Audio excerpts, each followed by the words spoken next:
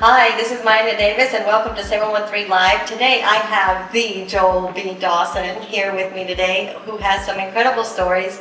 We're going to talk a little bit about football, what you can talk about from your years at Rice University. We're going to talk a lot about the trail ride and the Houston Rodeo because I know that so many people have so many questions about, and they have no idea how much work goes into putting that on and how long it's been. The reason that I actually ended up talking to you was because you were putting on the big meeting for the trail riders. Yes. And you graciously offered your facility. Yeah, and so I had no idea, which is how I thought about bringing Joel onto this podcast because I don't think anyone knows how much work goes into this trail ride and how difficult it is. It seems like, oh, people riding the horses and they just come into the rodeo parade and you're done. But it's a lot. So the trail ride is something from the Houston Rodeo that started in 1952, right? The whole... I think 52. It's Saltgrass Trail Ride. We're the oldest. 75 years this year, right? Granddaddy of them all. Yeah. And 1952, a couple of guys just started, we're going to ride our horse into by then it changed to Houston Rodeo and Livestock Show. We're just going to ride our horses in to the show. So they did. They just rode their horses. We started out, I think they were in the Brenham area originally. And just rode their horses. So for people that aren't from Texas, Brenham, riding a horse to downtown, was a livestock show downtown back then? Well, at that time, it was still at the old Sam Houston Coliseum right there in Buffalo Bayou. Oh, okay. And they just changed it from the Fat Stock Show to the Houston Livestock Show and Rodeo. So that's a long way. That's right. In Texas heat. Well, that's changed from over the years, different phases. But I was telling you, I said, hey, if you ever want to have a good life, go to Saltgrass's webpage and look at the rules of the trail ride. They still have rules in there from the 70s and 80s where it says, because people think, oh, trail ride, y'all are just out there and all. But we are, but the old rules were every rider must have their own bedroll. No sharing bedrolls. Every rider must have their feed for their horse. No grazing, other people's properties. Certain ranches you can graze on. They haven't changed the rules because now we have these. Some people have massive living quarter horse trailers that, I don't know, 500, 1,000 square feet inside. It's a whole production. It is. So you guys won. Right? We won again this year. We were the best show wagon. How many teams are there? What are they called teams? Well, on Saltgrass, there's 19 wagons. 19 wagons. We're wagon 19, so we don't mind bringing up the rear. It's actually easy. You don't have to be the first in line. You wait for everyone else to go there. It helps a lot as far as the logistics. I mean, Saltgrass is the biggest, baddest, best, right? I mean, you win almost every year. Well, we've only been a wagon for 3. Well, Saltgrass as a trail ride typically wins best overall trail ride. Right, 75 years. Because it's just so large. But there have been other trail rides. Last year, the trail ride out of Prairie View, the Prairie View Trail Ride, they came in with Mardi Gras theme. We actually passed them on Memorial going to we camped at Cadillac Bar. They were coming into Memorial Park and we were going past Memorial to go to Cadillac. And we're like, can we be on that?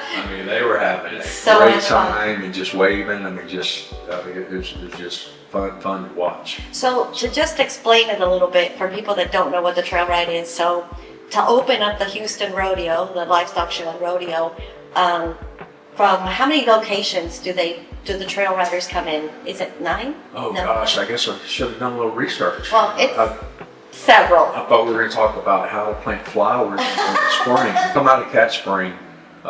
This year, I believe our ride was about 127 miles. Right. Other rides are longer. There's a Vaquero ride out of the valley, out of Mission. The Rio Grande Valley, all the way to Houston. It takes them 2 weeks to get here. There is, well, the Prairie View ride, they come out of Prairie View. Right. So I think they ride 3 or 4 days. But it just doesn't take them that long. So there's no hotels. Everybody is No hotels. horses and wagons. Horses and wagons and high dollar living quarter horse trailers that have AC and showers and toilets and all that good stuff. Nowadays, you Yeah, know. nowadays, yeah. Yeah. But no, I think this was my ninth year. Could have been 10. Yeah. On Saltgrass. We got back into horses. I grew up playing football, all that, all the sports. My wife grew up showing quarter horses. Matter of fact, her senior year in high school, she won the Texas trifecta. She won for amateur Western Pleasure. She won Houston Livestock Show and Rodeo. She won San Antonio. And she won Fort Worth. Oh wow. The same year. So She's like, I won. I'm like, yeah, but where's your leather jacket? So, Joel, how far do you ride on those warm-up rides? the warm-up rides are a lot of fun because you bring your high dollar living quarter trailer with the AC and the toilet and the hot water and the shower. Yeah. And you park on Friday afternoon. And like our warm-up rides, I've been trying to get you and Angus out for the last 3 years. We're gonna make it. Well, at least a Friday night. Because most of you get up, stand around the campfire party, we do whatever activities that wagon has for Friday night. And Saturday morning, typically, it's not too far. It's anywhere, depending on the wagon and where the warm-up ride is, anywhere from could be 6 to 12 miles. So it's a warm-up ride so that all the wagons can iron out all the details, All right? the wagons can iron out. It starts getting people thinking, hey, Saltgrass is coming. Yeah. And Saltgrass could be grueling if you and your horse are not what we call legged up. So for years, for 4, 5, 6 years, I mean, we hit, and then you get to meet friends on the wagon. Oh, we're gonna go out there, and all this stuff. So our horses were in very, very, very good shape. We were in good shape. But anyway, we're sitting at dinner, margaritas, and they're griping about something. I said, look, if that's how you feel, just start your own wagon. And David kicked me under the table. I said, what did I say? We need another ring? And he's like, shut up. And they're like, yeah, that's a great idea. We're going to start our own wagon. I was like, I looked at David and said, yeah, I did that, didn't I? That's your fault now. My bad. Yeah. My bad. So, so then the conversation went from griping and all that to how are we going to build a wagon? I said, okay. And these are like wagons, like the Wells Fargo kind of. Yes, these are old Western wagons. A lot of them are original. A lot of them are from that era. Yeah, we see it. 1900s. It's parked right where we drive into our neighborhood. They're the first house when you drive in, and that wagon. So does your homeowners. Yeah, all the homeowners see the wagon. So we get to see it every year as they're getting ready for rodeo. Yep. It's always parked there in their driveway, and as they start putting things on it and fixing it up, we get to see the whole process. The best show wagon at Houston. It is, right? Parade. Yeah, And it's exciting. So, we start out, so okay, we need to start with ownership group, but not do it, the first 2 or 3 years, obviously, we'll have a lot to do ourselves. Because, once we lay out what we want this wagon to be, to make sure our vision comes true. So, we're talking, and we said, oh, well, we got to have another couple. So, we got to have castmate, dear friends. We talked about some other people. Well, they have young kids, so they're doing this, they're selling a horse, and all that. So we can't just have 4. We have to have at least 5. And we were kind of throwing around, like, well, we're all kind of the same age. We want this to go on. We need some youth. we need at least one youth. And I said, well, and we need an Aggie. Every group needs at least one Aggie. And that's how we got Gabriel. Gabriel, yeah, let's do it, let's go. So an Aggie, Texas A&M guy. Yes. He's been tremendous. He actually worked on the wagon for us this year. He was just bring it up to my ranch. I'll get to it. And he did a fantastic job. It was beautiful. So one of the really interesting things that I think about this, these are all professionals working in Houston. They all have day jobs, like Joel, like day jobs that you see somebody behind a desk and they're doing business, and then on the weekends and at night you're working on this trail ride for it's a year. I mean, it's a year in the making. We have it down pretty good now, just in our third year, and that's what we were talking about, how smoothly it went this past year. You always have hiccups. This didn't go right, but it wasn't. Year before last, I ended up having to work in the camp all week. I rode Saturday, Sunday, Monday, and we had one camp guy got a car wreck 2 weeks before Saltgrass, another camp guy. And these are people volunteering their time to come out and help us. Everybody volunteers their time. No one gets paid. And be a part of the wagon. Joel, how many people in Saltgrass? You said 19 wagons. How many people are with those in your Saltgrass? Is it? It all depends. We're down. And even the Saltgrass, we call them the E-board, the executive board. We all talk about it all the time. That it's kind of a dying sport, because when you look out, a lot of the people are older, and the kids they're busy. They're raising their family, or they're in college, or they're doing other things. So the attendance is down, so to speak. I remember first year, 8, 9 years ago, 10 years, whatever it was, I've called Sally. Hey Sally, when was my official first year? So there's like 1,100 riders going down the road. That's what I was reading, that it was like 1,200 people. When I was reading about the 75th anniversary of Saltgrass, and when you think about that, and these riders are coming from all parts of Texas. And so if you live in Texas, you're looking at the map, and the news always puts out like where the riders are going to be and where's the best place for you to look for them. And you see little kids and everybody's waving, and it's amazing because so many people have never seen a horse. There's a lot of people that have never seen a horse, close enough for you to smell them, and let alone a wagon. And everybody, so patriotic. You got the flags, and you got Saltgrass has always been very good about one tradition, but also like on Sunday when we ride out towards Belleville. That's Pink Day. That's for breast cancer survivors. So most of the trail rides in pink. Oh. I think Tuesday's a different color. You can. It's not required to wear it. You can, and that signifies. Tuesday is blue for riders in the sky, past Saltgrass riders who have passed. Yeah. But Friday, and you'll see some people wearing blue, in honor because someone on their wagon it's Right. But on Friday, pretty much the entire trail riding is in red, and that's for veterans. Oh, I love that. And it's amazing that your trail ride is how many days? 5 days? We go into Wittenberg pasture Friday afternoon and set up camp.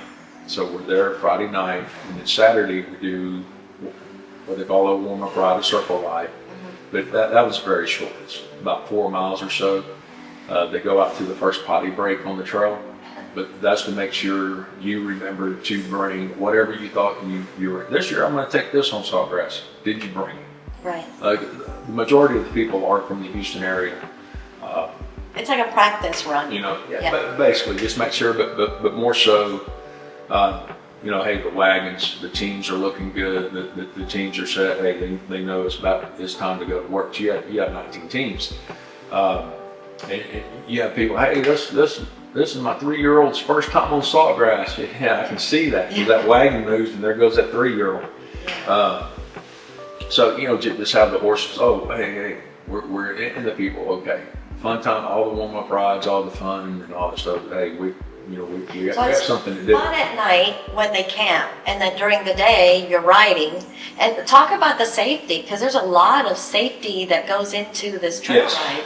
Yes, well, it all starts at camp. Like I said, Saltgrass, they really do a fantastic job on setting up. And a lot of it's common sense, but you can tell, like any company, you read their employee's handbook and you're like, hey, at one point an employee did this, because that's why it not exists. it. That's why it exists. But you know, they have rules.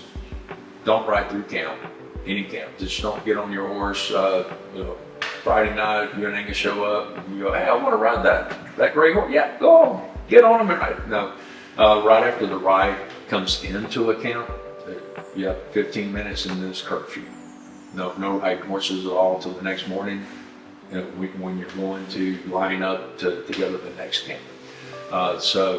And we have Saltgrass is set up where, and I'm sure a lot of the other trail rides are as well. They have their infrastructure where they have their camp boss, and then their camp helpers and workers and movers, where they set up. We go into a new camp. There's a sign, 19. Hey, that's where our wagon goes. It's an entire. It's a little bit of a ballet, and it's so organized. These guys and ladies have been doing it for so long, and they love it, and that's what really keeps it going. And you're responsible, like everyday meals, water, not just you, but the horses, keeping everybody healthy. Each rider, if you have a horse there, you're responsible for your horse. Feed it, water it, take care of it. Saltgrass, we have a sound truck that they come by. Chad comes by like 4:45, 5 o'clock every morning and plays the cattle call song. If you have never heard the cattle call song, Google cattle call song. It's a yodeling song that you can't get out of your head. And it seems like every time he comes by our camp, he parks right outside my trailer because it sounds like he's just right there. Because there's these massive speakers on a big one ton. To wake everybody up. To wake everyone up. And that's also how they communicate. They'll come through camps. Hey, Wagon Boss meeting at 5:30 tonight, guys. Hey, folks, Wagon Boss meeting, or things of that nature. Anything, I guess, more urgent or serious than that. I mean, everyone has everyone's numbers. We call the trail boss, Shane. But hey, Shane, we have this issue. How should we handle it? How many days is it, Joel? Is it? Well, Saturday, Friday, every camp looks like Mardi Gras. Everybody's having a good time. We have a big, huge tent. Live music. We had Johnny Falstaff. Yeah. It's a party every night. Came in this year, and there's supposed to be lights out on Friday, like around midnight. Like, it's Friday night. Everybody had fun, right? Starting Saturday, there's a camp curfew, 10 o'clock, lights out, everybody can go. Now, if you're sitting around your fire, sitting around, your child tent or something, and you don't have music blaring and all that. They don't want people falling off their horses the next day. Yes. In the middle of Highway 6. It does happen. Yeah, I've heard. But never happened to me. Twice. But no, starting Sunday, cattle call comes through 4:15, 5 o'clock. You're up. We have a group of guys that we call them rig movers. If you want to move your own rig, we leave out typically at 6:45 from each camp. So at 6:45, I'll walk the camp. If you're a self-mover, we know who you are, so we put you all together so you're not blocked in by someone who's hiring a rig mover. But turn your headlights on. Then we have our lead truck. I said, you ready? He said, I'm ready. We just have a stock trailer on that lead truck. He leads out, I'm like, you follow him, you follow her, you follow her, you follow him, you follow. And they go to your next location. They go to our next location, and they just kind of park in our camp area and get out of their rigs, get into the stock trailer, and get ferried back. So they move along and they set up for each one of the locations. And the people who have rig movers, they get to sleep that hour. And then they get up and get everything. So those riders come back, rig mover, the other people are up, horses get tacked up, Saltgrass rides out. You line up at 8:45, they say a prayer, play the national anthem, and then you start walking. And they go from there to Belleville camp. Next morning, get up, move your rig, come back, get on your horse, ride to the next camp. And all that, it just becomes, like I said, a ballet. It's an amazing tradition, and in every one of those camps, and along the way during the day, there's people all along the streets, Yes, right? yes. There are people, and especially as we get closer to Houston, To town. because a lot of people haven't seen horses. It's Yeah. their first year to live in Houston. Yeah. They're like, oh wow, look, what's this? That's Saltgrass Trail Ride, and not just for us, but for other trail rides. As they get closer to Houston, Yeah. the crowds get bigger and bigger and bigger. Because a lot of them hadn't seen this, right? Yeah. You can see horses, like in Texas, there's a lot of land and a lot of people that have horses, but in the city pavement, like, concrete jungle, you don't see horses except for the police around NRG, right? But like people, regular people riding horses, it's even, and I'm used to seeing it, because of where I live and all of that, but it does do something when you're driving. I've seen it so many times. You're like driving along the freeway, like, oh my gosh, there go the trail riders, and everybody's with their flags and the wagons, and it really is such a, I love seeing it. I love seeing it every year. It's fun. First year was hard because we didn't know what we didn't know, because for all those previous years we were the riders that woke up. Hey, I've got a rig mover. I don't have to wake up and get an extra hour of sleep. Where's the coffee? Where's the Bloody Mary? Where's my horse? Let's go. And lunch is there at the lunch break. You eat lunch. You find your horse again. You get on your horse. Get another Bloody Mary and go down. And you get into the next camp. Hey, there's my rig right there. Tie your horse up to it. Take care of your horse. Yeah. When they cool down, get them fed, watered, all that kind of stuff. Eat dinner. Hang out around there. Hey, this is easy. This is fun. Having a wagon. And then when you're the one doing all that, we're like, oh yeah, we forgot about that part. But we've been very, very fortunate. Casey, your neighbor, had really, really worked her. All the owners have worked their rear ends off. But we're like, so what are we going to do for a wagon? We have the wagon. We have the ownership group. Now what? We need a wagon. She went out. And she grew up riding the Texas Independence truck. And that trail ride went into San Antonio. So she was calling around and people, hey, I heard you're starting your wagon. I got a wagon in the barn. We're like, yeah, no, that's like we don't want that wagon. So anyway, she had reached out to friends of hers she's from the Columbus area, that people she knew. She said, hey, just keep your eyes open. And one said, hey, we're going to sell our wagon. She said, are you serious? I said, yep. She said, sold. She told us, hey, we bought it. I said, how much? I don't know. We bought it. I want said, wait. And it was the lead wagon for the Texas Independence Truck Ride for years. And that's our wagon. It was originally built, I think, in 1898. Wow, it's beautiful. Our running gears are still original. It says Studebaker on them. Yeah.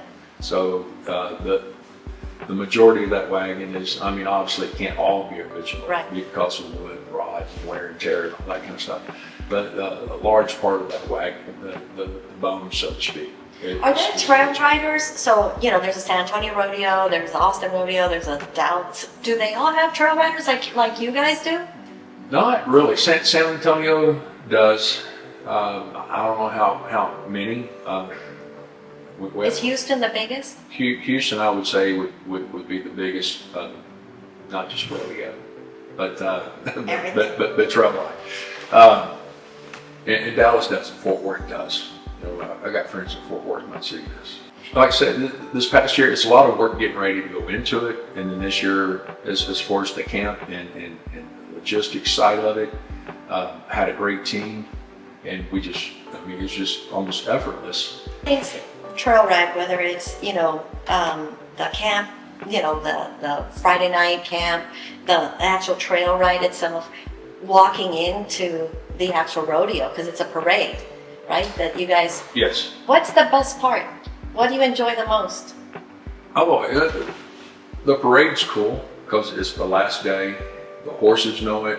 You know it. It's like, just get me through this, and we're good. Everybody's smelly. Everybody's tired. And then as soon as she goes, where we stage is right where all the marching bands come back to their like holding area. So, you know, and you always have two drum lines going off against each other, just kind of impromptu and all that stuff. That part's cool, and the horses are kind of perking up like, hey, what's going on? And you come up that little hill right there in downtown where the parade starts. And man, everybody just perks up, horses' ears are up, everybody's smiling and waving. It's beautiful. That part's fun, but the day I like the best is Friday. Because typically they try to work it to where that's Go Texan Day. So in Saltgrass, we come out of Farm and Ranch on Friday, and that's our longest day. That can go anywhere depending on the actual route, anywhere from 18 to about 21, 22 miles just on Friday. But what we do, we come out of Farm and Ranch, and instead of just going straight down to 6, hit the feeder road at 10, and go straight to Memorial Park, we go into Spring Branch and just wind our way through Spring Branch and hit pretty much every elementary and junior high in that area. So all the kids are out on the side of the road. I mean, it's a mini parade. So if you have a horse that acts up on Friday, don't take that horse to the parade. It's like see all the kids, you know, because a lot of them, it's their. You can tell when you get past the junior high, they're like, yeah, we saw you and came out of the elementary for 4 years. We're good. You're too cool. But the elementary schools, the kids are just going crazy, and they're all decked out in their, you know, their Go Texan gear. I mean, it's amazing. So Houston, Go Texan weekend, actually. I mean, you have the Go Texan day, but the whole weekend, you see people everywhere in boots, and I mean, people you've never seen wear a hat are wearing hats. The church, I mean, the church I go to, everybody's in. The pastor's wearing, you know, boots and vests and everything. It's a really incredible weekend here in Houston when it's Go Texan weekend. It's time to be proud about Texas. All of our forefathers, so to speak, the pioneers and all that fought the Indians, braved everything they braved. Pick out an era, read a story. And that's the whole point of the trail ride, is to honor all of that history, that, you know, that horses and the trail rides and the wagons. That's how Texas was, you know. Yeah, that's how people got here. That's how we got here, and here we are. So, but yeah, that's it's a lot of fun, and like I said, I guess the biggest takeaway is just the friendships that you come away with. And because at first, when my wife said, we're going to ride Saltgrass, I said, you're going to ride Saltgrass. I don't even have a horse. I'll get you a horse. I don't want a horse. I'm good. I've got to go watch our son play baseball. What are you doing? Go ride your horse. But anyway, funny story about that, I'll get her to watch this. Her first year, she's like, well, we don't have a horse trailer. So that's what I've been trying to explain to you. I mean, she only had the horse at that point just over a year. And anywhere she went with her girlfriend who had a trailer. They just would partner up and go. And she goes, for Sawgrass, we can't shed a little living quarters. She said, there's no way the two of us can take enough clothes for a week and stay in that little trailer. I said, all right, I'll rent you an RV. Do you know how to pull a trailer? I used to pull a 7-horse slant in high school. I said, that was high school. It's been a few minutes since high school. So I went and borrowed a big horse trailer. She drove it a few times. Okay, you're good. So got her RV. She did good until we went to Farm and Ranch. She got separated from the rest of the wagon and followed someone else and ended up outside of Farm and Ranch and couldn't really turn around. But she was just outside the chain link fence from where our wagon's campground was. And he goes, just turn around out there, it's 4-wheel drive. So she did. But what she didn't know was it was a 4-foot ditch right there. And she just ripped out everything underneath that RV. It was rented. It was rented. It was no longer, you owned it after that? No, it was just, that's the only thing, thank God it did. It just tore out the PVC to the plumbing. I got a phone call. Hey, what are you doing this afternoon? I'm like, what do you mean what am I doing this afternoon? I'm working. You need to come help me. Well, no, she didn't call me. The camp boss, a friend of ours, called. Said, you need to put your plumbing clothes on. Get some PVC and some black spray paint and I'll show you what you're dealing with. I was born in Decatur, Alabama. Alabama. Right next to Greenbow. Okay. So Forrest Gump's like a third cousin. When did you guys move to Texas? We moved to Texas when I was 7. Oh, So okay. 1976. Y'all Do do the math. We moved to Texas. My dad came out, he was a farmer. So during the winter months, he was going to be a horse breeder. Huh. So we went out and bought a stud quarter horse, took them all over. Well, he didn't. My grandfather was a former county commissioner, like our county judges here. So he had my grandfather show him, halter show him. And then he won state champion, all these awards. Where in Texas did you guys move to when he started his? No, this was still in Alabama. Oh, okay. So he had, I don't know, 12, 13 brood mares. Oh, wow. And Semina, that was his big stud. Had a big name. Everybody, hey, we want a colt out of a stud. And he had a colt. And a guy offered him in 1968, right before I was born, $10,000. For the colt? For the colt. Wow. And my dad said, no, how about this? I'm going to train him. And next year, you're going to buy him for $20,000. That's my son, Scott. I was like 2 months from being born or something like that. He said, that's going to be my son's college fund. Well, storm came up, lightning struck, and killed all 12, 13 brood mares and the colt. Oh, no. The only reason it didn't kill Semini, he was at another ranch. Oh, my doing his gosh. thing. A lightning storm? Yeah. Wow, that's crazy. Yeah, it hit a tree. They were all underneath a big oak tree. Yeah, that's terrible. So anyway, he gave that up. And still, back then farming was summer occupation. So in the wintertime, he worked construction. So one of his foremen said, hey, we're going to Texas to work a job, and you ought to have fun. One of our uncles was living in Pearland, working at Monsanto down on Charlotte Bayou. Oh my God, Monsanto. So they're doing a turnaround at Monsanto. He goes, you'll love it. We're going to work for Tommy's division. So I was like, all right. He said, just be gone for a few months, right? Yeah, a few months. Here you are. So I was 6. So went through first grade. Daddy said, when's Daddy coming home? Just 2 more months. I'll be home. 2 more months. I'll be home. You come home here and there, for long weekends type stuff. And went through first grade year. And Dad said, well, we got a decision. Either we make money in Texas and the boys have a great opportunity for education, or we can stay here and I'll farm. My mom said, how many bags can I take? Good, smart woman. So you guys moved to Pearland? We moved straight to Pearland. Wow. And then that's where you were raised. From there, it's all history. Blame it on Pearland. And how did you end up at Rice University? Quasi longer story than I'm going to tell. But no, coming up, I set a goal for myself my freshman year in high school, because Dad said, hey son, that college thing, it died 17 years ago. Yeah, the Colt is gone. The college fund is a little low right now. But no, so I set a goal for myself. I looked around, obviously Harvard, Yale, all the Ivy Leagues. I'm like, well, I'm not going to go up there. Look at me. I don't do snow. But anyway, there's Rice University, Ivy League type school. I said, well, if they'll recruit me academically, I can go anywhere in the country. And of course, back then, UT was, they were the thing, right, for football. Right. And Coach Akers was the head coach. I said, well, if I can be good enough at UT recruits me, I can play anywhere. So UT was recruiting you? I unofficially committed at UT. Did you really? Yes. Which high school were you at? Pearland High School. What'd you play? Depended on the game. Mostly I was defensive tackle, out of position. I was tall, so you got to go on the line. You are still tall. Well, I'm still tall, but if I weighed this back in high school, I don't know, I might be in jail by now. But very, very, very skinny. I weighed $190. I was 6'4", $195. Wow. So, but anyway, Texas recruited me. A lot of the Southwest Conference recruited me. Rice recruited me academically. So all the Ivy League schools recruited me. I know you can't tell. No, this makes a lot of sense now. I'm smart on paper.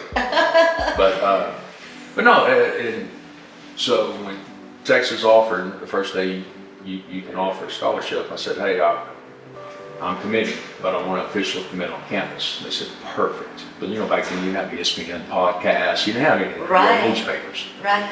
And they said, great, we're going to have a big group of guys coming in to officially commit. Okay, fine. And got to know the recruiting coach for this area for the University of Southwestern Louisiana, ooh la la now, the Raging Cajuns. Anyway, he worked it out. He was from Alabama. So he worked it out. My mama loved him. She said, anytime you're in town, you come by for dinner. Well, that's not an official visit. That's right. Back then. It's mom. It's an invitation. Yeah. So once a week, he was sitting at my dinner table. Like, come to Alabama. Well, no, he was at USL. Oh, okay. So once he knew, hey, I'm the coach, I'm going to Texas. As a matter of fact, I committed today. Unofficially, don't say anything. He's like, not a problem. He actually became a good friend.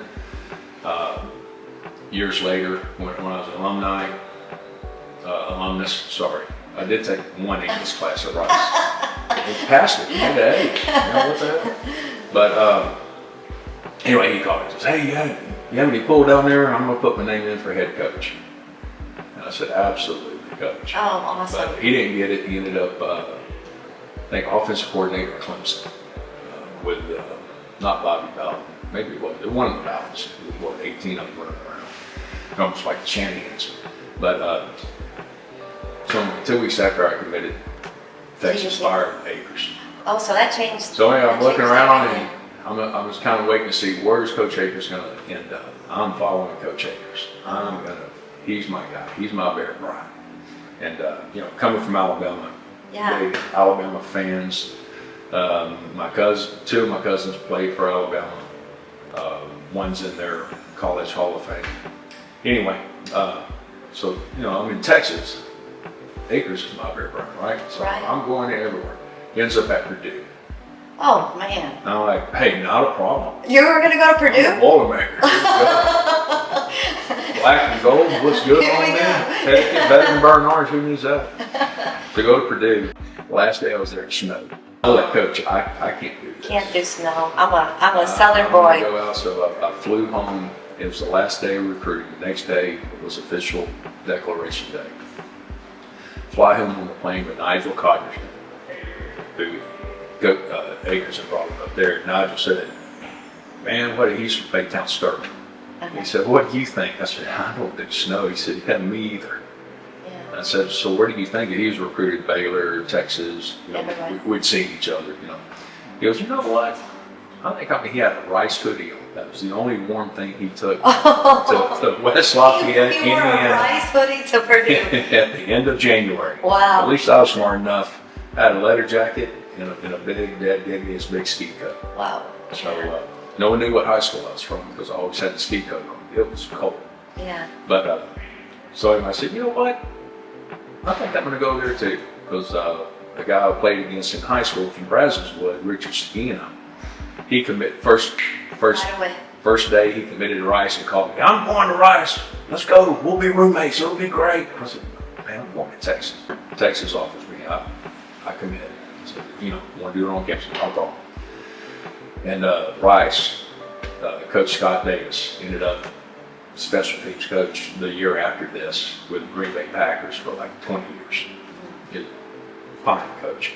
And he was more of a friend. He and Coach West were like my two recruiting friends. Hey, if you ever have a problem, we know you're going to Texas. If something happens, call us. We'd be more than happy to, just bounce it off us, right? So he was no pressure at all, nothing. He'd call, hey, you need tickets, Texas coming in. Yeah, sure, I'll take tickets, yeah, sure, whatever, Coach Davis calls, says, hey, it would be a really big help if you come to our first recruiting weekend. Would you do that for me? Just to show up. Just to be there with the people there. Sure. I didn't think I was that big of a deal or name, but okay, yeah, you say so. So anyway, and then Coach West calls from USL and says, hey, can you help me out? Don't make me ask your mama. I said, what? He said, can you come to USL the second weekend? That third weekend I was supposed to be at Texas and officially been on campus with 12 and 15. other guys. Nigel was, I think, one of them. Anyway, we, I'm like, sure, yeah, I'll do, yeah. Hell, better call Texas. Let them know what I'm So doing. I called Coach, Tommy Rayo was my recruiting coach. So I called Coach Rayo, like, hey Coach, listen, I have something to ask you. Okay, there's 2 recruiting trips I really need to go on, and both of them before I come up there, come to Austin. He said, what's going on? Crawfish on this? You've already committed to. Crawfishing on this. I'm like, no, Coach, these are Friends. not just coaches, Yeah. they're friends, they're great men. They asked me, I owe it to them. Right. Well, I don't know about that. We're going to have to re-look at your offer and all this and all. I mean, he was going around like, Coach, but I need to. I've already told him all that. Man, I don't know about that. He goes, wait a minute. Where are you going? I said, Rice and USL. He goes, man, you have a great trip. Those are 2 fine He wasn't trips. worried. He's like, yeah. show up to Rice and Kane Coulter, we call him Big Daddy. He's just a big guy right out of Freeport. He's out of Jones Creek, Texas. If you know where Jones Creek is, you won't find it on the map. But anyway, it was my host, Richard. We were buddy recruits, I guess. Yeah. I had I had a basketball game on Friday night. I said, hey, I'll just come there Saturday. I'm still going to Texas. Right? And get to Rice. They invite my parents. So they get to go sit down at the big, every school back then, you had on Saturday morning, you had a big kind of brunch lunch where you, if you thought you were going to be in business, you sat with a couple of the business professors. So like the 8 or 9 to get to like know them. recruits that wanted to be in business, or the engineering tech was very, very sparse, I'll tell you that. Maybe one guy went to MIT. But anyway, so we're sitting around and all this, and all that ends, have lunch, took a tour of the campus, and walked my parents out, and Uncle Tommy and Auntie came. And I could tell that Daddy and Uncle Tommy had something on their minds. They kept trying to hold back, let Mom and Auntie go in front of me. They kind of hold me back. Uncle Tommy was, son, don't get thrown in jail. Wouldn't look good. He shakes my hand. There's a $100 bill. I'm like, okay, $100 handshake, cool. So I put that in my pocket. Daddy gives me a hug, so I'm proud of him. Don't get thrown in jail. I'm not coming to get you. He shakes my hand. What great advice.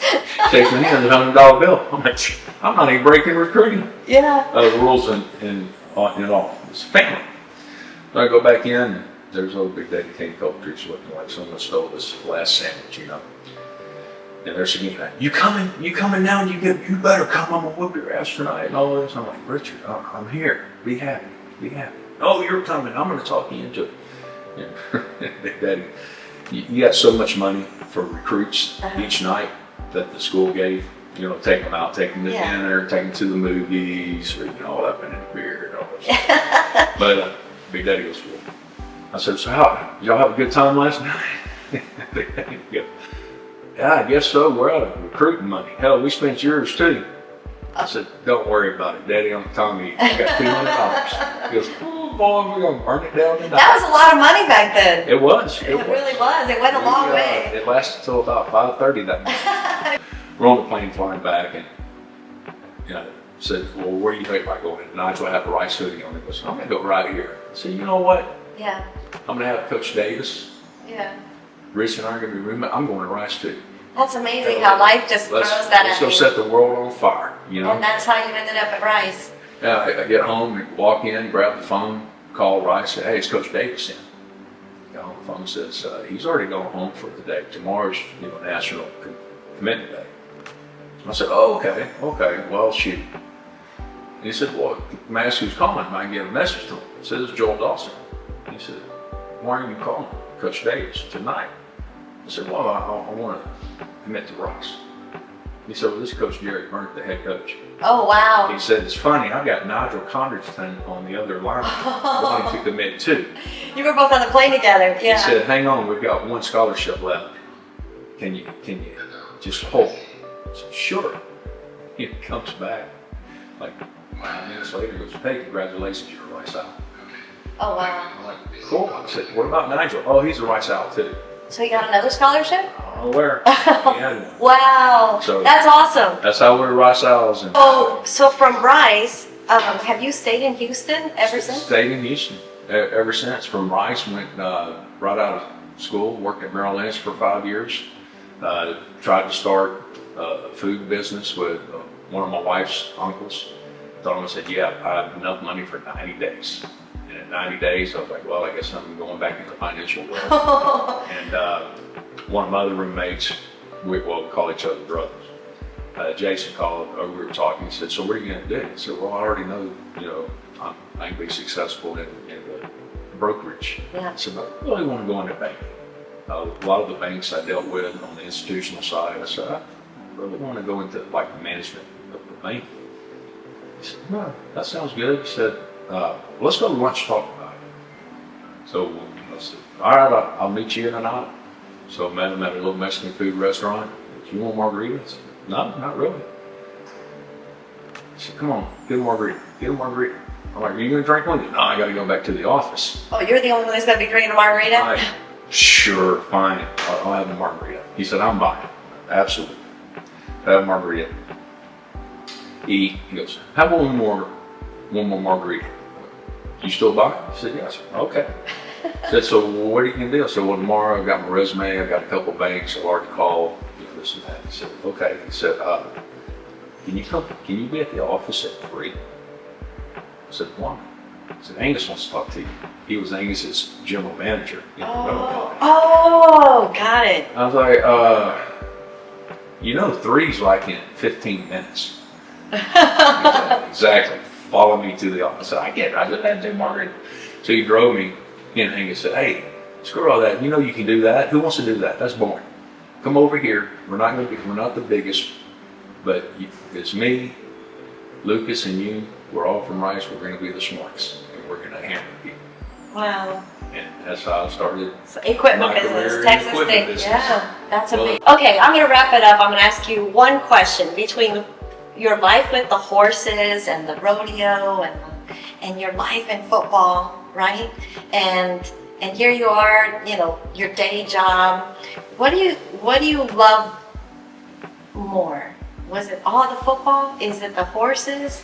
What do you love? Well, right now, the way my shoulders feel, I need both knees replaced. I'd say right now it would be the horses because the whole family's involved. Yeah. I have my kids now. When I played, I didn't have my kids, well, that I knew of.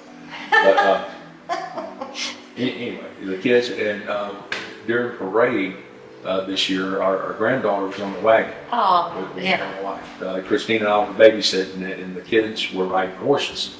And when she was on the wagon, my wife found out last year that her grandfather was on Sawgrass.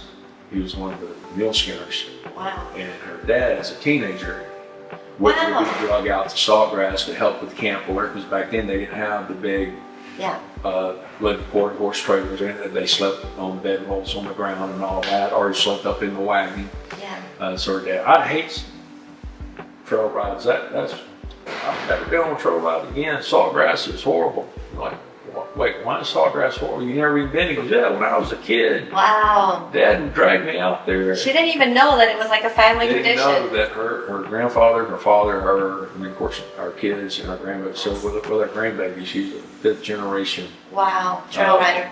Sawgrass trail rider. That's awesome. So, well, that's a great. So it gives them more pride. Yeah. To show up and show out. And continue it. Hopefully. And it continues. Our 3rd year in a row. We're very proud of that. We started again. All we did was want to start a wagon. People come together, have a good time, no bitching, and kids would feel well. We wanted a family wagon. Yeah. And of course, we won the first year. And David said, "We didn't do it to win, but hey, it feels good." He goes, "That's all we're going to do now." Well, I'm hopeful that I can make it out there next year. I keep saying, I love it. It's such an amazing part of Houston, and if you live in Houston or outside of Houston, it's a great time to come in when the trail riders are riding through the freeways of Houston. It's amazing. Well, Joel, thank you so much for being here. Thank you. I can't wait to hear more stories. I know there's more coming. Well, we'll have to turn the lights off. That we couldn't say on YouTube, but thank you so much. And if you like this podcast and you want more stories of amazing people like Joel, make sure you subscribe and like and comment. And if you know someone that has a great story that lives in Houston, please DM me, put a message down here, and we'll bring them in and hear their story. That's all we got for today. Thank you so much. Maya Davis from 713 Live.